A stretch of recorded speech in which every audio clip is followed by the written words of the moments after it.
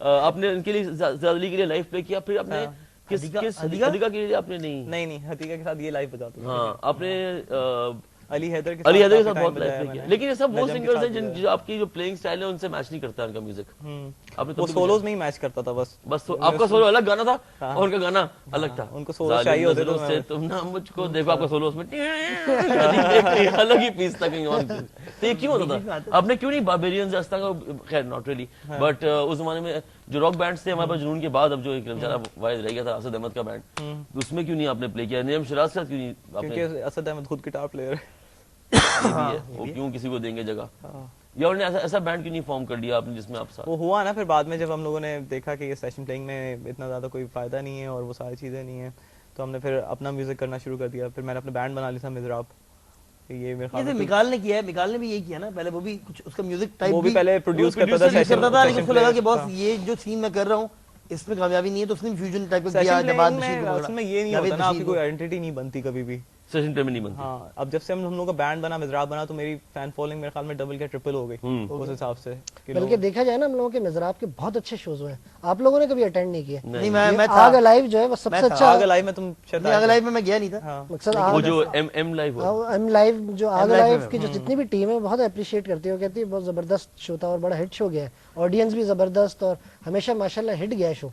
लेकिन बाद में हुआ ये कि जो चैनल्स खुले ना मीडिया में, उन लोगों को कुछ सीन हजम नहीं हुआ कि पता नहीं क्या सीन हुआ, जबकि शोज बहुत अच्छे होते थे हम लोगों के।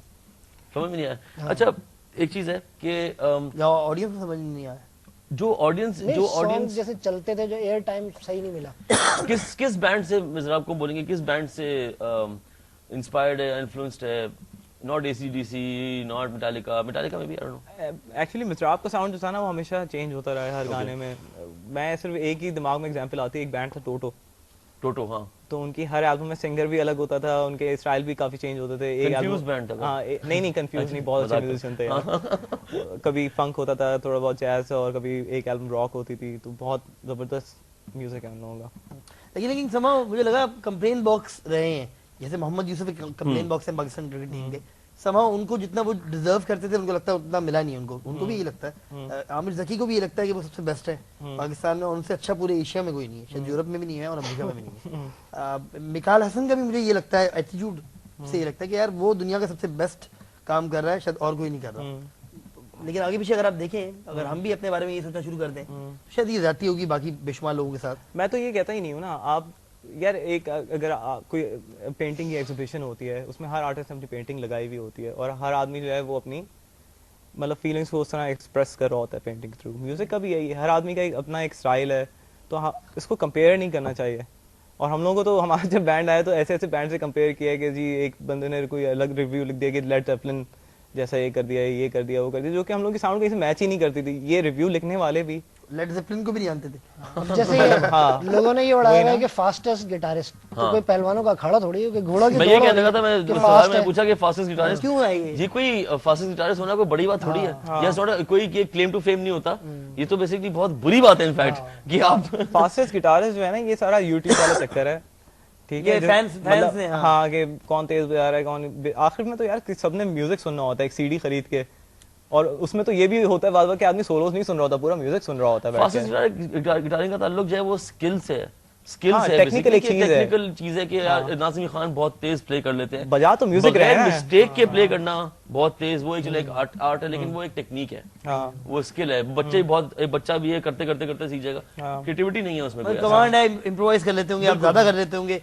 जैसे मैंने देखा कुछ हमारे मुल्क के बड़े बड़े बैंड्स में बड़े बड़े गिटार पकड़ने वाले हैं, वो कहीं कहीं फंस जाते हैं, और हम जैसे लोग भी पकड़ लेते हैं जिनको अलिफ से बे नहीं पता इस काम की, तो हम भी कहते हैं यार ये तो बॉस ये तो हल्का है, अब मैं बैंड के नाम नहीं, गलती आप अगर कर भी रहे हैं तो किसी को क्या पता क्या गलती कर रहे हैं। तो बिलाल के लिए भी आपने बजाया फिर बहुत सारा काम स्ट्रिंग्स के? हाँ, मैंने दूर का सोलो मैंने क्योंकि बिलाल इतना वैसे तो नहीं बजाते हैं जैसे वो दूर जो गाना है। बिलाल कैसे गिटारिस्ट है वैसे, एज ए गिटारिस्ट मुझे लगता है सारा काम जैसे ही लगता है मुझे। यार बिलाल गिटारिस्ट से ज्यादा जो है ना वो सॉन्ग राइटर अच्छा है, मतलब तो उनके अब्बा हैं?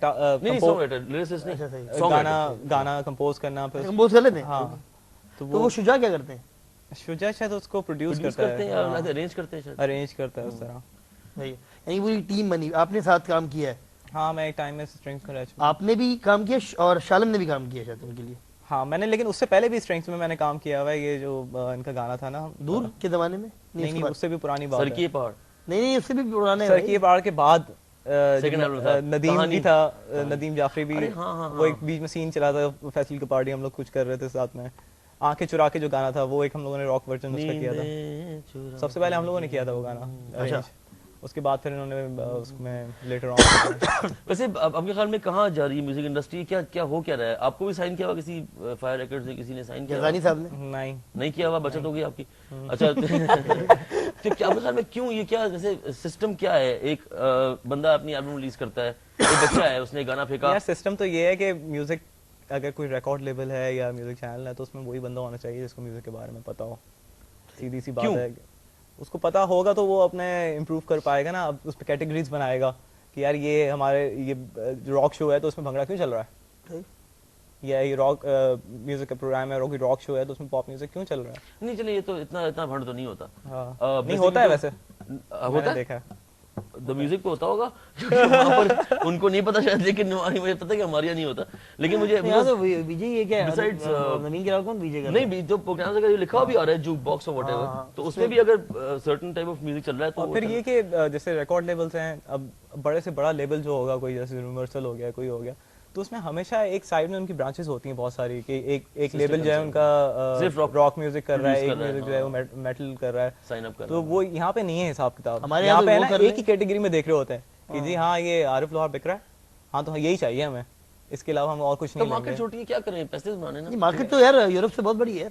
पूरे यूरोप की आबादी जो है हमें पाकिस्तान जितनी होगी। तुम्हें पता है एक और बात मजे की बात ये है कि वहाँ पे जो एक अंडरग्राउंड बैंड है ना यूरोप में, वो 2000-3000 सीडीज रिलीज करता है बस। हाँ, और हमारा अगर मैं मिज़राब को देखूं, जो हम लोग की फर्स्ट एल्बम थी, वो इतनी मतलब उस हिसाब से इतनी हैवी एल्बम थी, और वो जब रिलीज हुई थी मिनिमम 15,000 रिलीज हुई थी, और उसके बाद वो अभी भी बिक रही है। कहते हैं कि 40,000 बिक जाए हमारे यहाँ अगर, तो कहते हैं पॉप में 40,000 बिक जाए वो स्टार हो गया। हाँ ये है, सही है। हाँ, लेकिन ये पिछले बहुत साल में 40,000 बहुत बिक है गए। ये। अब तो खैर लाखों मतलब अगर तुम यूरोप से या वहाँ से कंपेयर करो, ये बहुत ज्यादा है ये। लेकिन प्राइसेस वो नहीं है ना, 15 पाउंड की सीडी नहीं है ना, 50-60-100। लेकिन समा में नहीं, कहता हूं हर कि सीडी मार्केट भी है, 15 मार्केट तो पाउंड की है। नहीं होती, जो छोटे बैंड होते हैं वो कोई 15 पाउंड की कौन खरीदेगा। 6 पाउंड की तो है कम से कम। हाँ 5-6 पाउंड की लेकिन होती मार्केट है, इसका मतलब है हाँ। मार्केट बहुत बड़ी है पाकिस्तान में।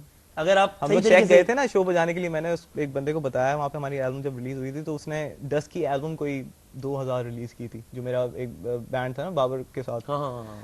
तो 2000 रिलीज की, तो जब उसको मैंने बताया कि मिज़राब की एल्बम मतलब 15,000 से शुरू हुई थी, कोई 30,000 तो बिकी होगी, तो वो तो खड़ा हो गया था सीट से, कहता है इतनी ज्यादा एल्बम।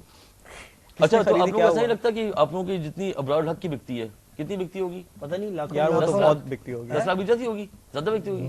17 करोड़ की आवाम है, पंजाबी बोलने वाले कम से कम इसमें 9 करोड़ 9 करोड़ तो होंगे ही होंगे। तो उसमें से अगर 3 लाख भी खरीद रहे हैं तो एल्बम तो बहुत बिक रही है इसका मतलब।